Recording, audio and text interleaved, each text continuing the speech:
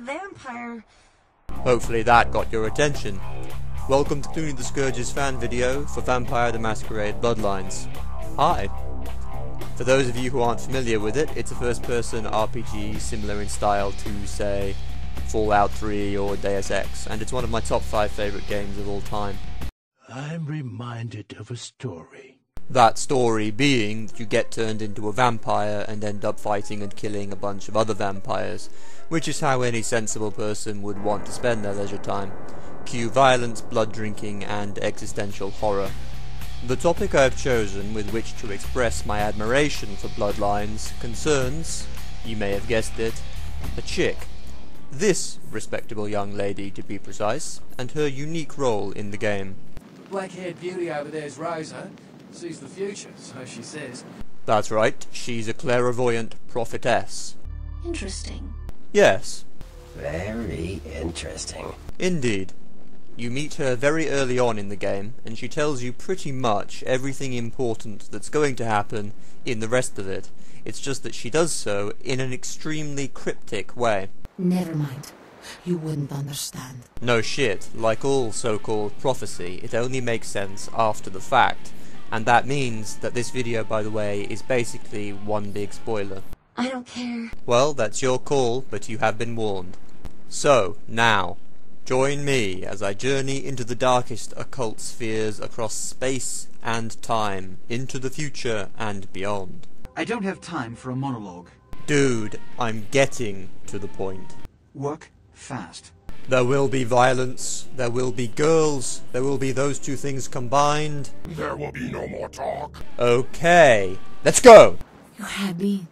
No, you are going to China. Meaning the Chinatown map, where you can find the most interesting subquests. I will take this cab to Chinatown. You're sent there by this freakish weirdo. You up for a little trip to Chinatown?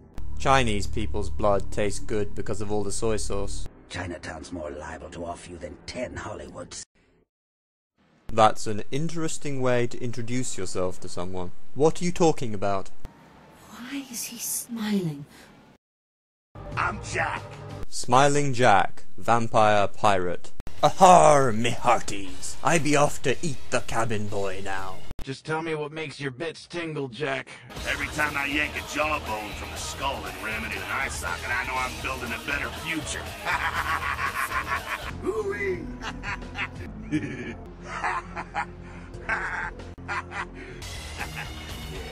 Oh man, we're popping a cherry here.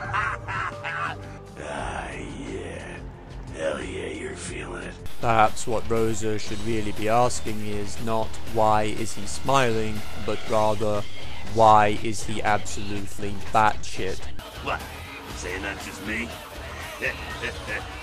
Did Jack tell you that? The father. Cain, the legendary first vampire. Cain, father of all vampires. Brother Kliegler says it may be him, the son of Adam, the brother killer.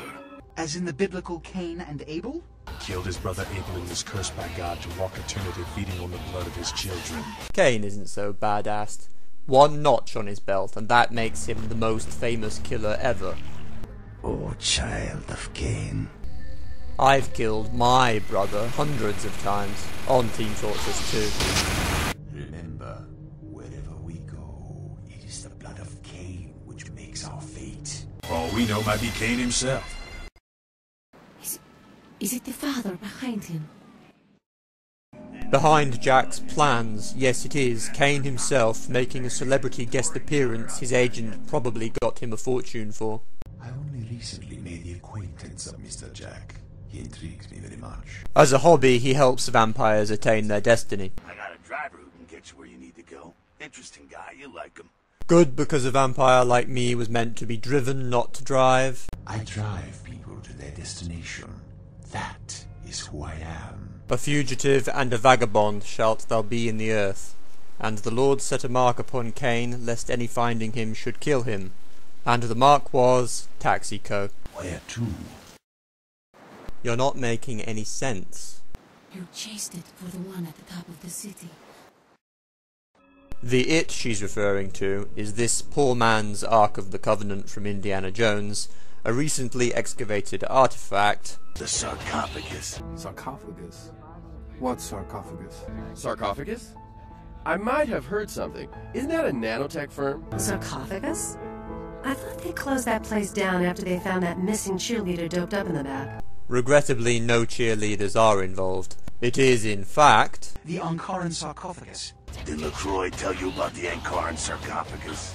the Ankaran sarcophagus won't make your face juice melt like fruit bursting from a Pop-Tart, but it still isn't nice. I've been hearing there's some ancient evil vampire gonna rise up out of there and bring all hell with him. Perhaps it's an antediluvian. Even now, they answer the call of the Ancient and seek to free him from his torpor. And the one at the top of the city is Prince LaCroix of Los Angeles, who lives at the top of this tower. And he's kind of a jerk. With whom do they think they're dealing? Would that be Sebastian LaCroix of the LaCroix Foundation, or Dwayne LaCroix of Insurrection Baby Formula Company? Sebastian, is it? LaCroix wants the sarcophagus for a very specific purpose. Only so that he might use its power against those who would oppose him.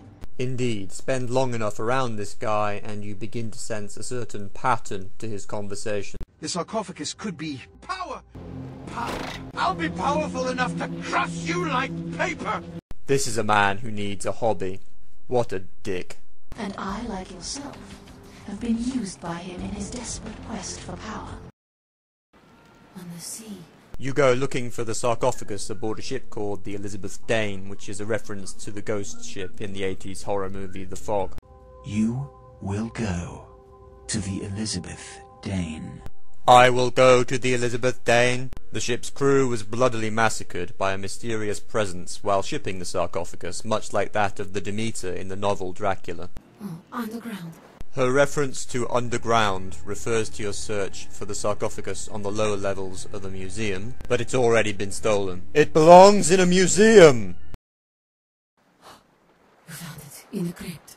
Specifically in the crypt of the Giovanni clan, who are Italian mafiosi mobster vampires who raise the dead as zombies to do their bidding. Well, why not? I'd do the same in their place. It's open. Oh, it's open. Oh god. Oh god. Run. It actually may or may not end up being opened by someone. The game has multiple possible endings depending on your choices.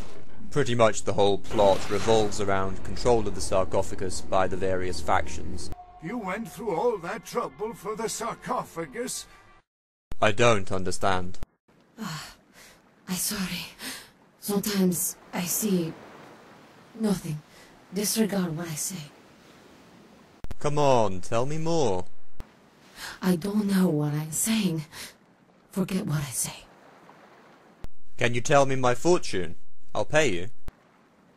Fortune is not your destiny. Deep. All of us are unfortunate. Every time I sleep, the future plays out before me. I know the ending. It will end over and over until I cease to dream. I know your questions.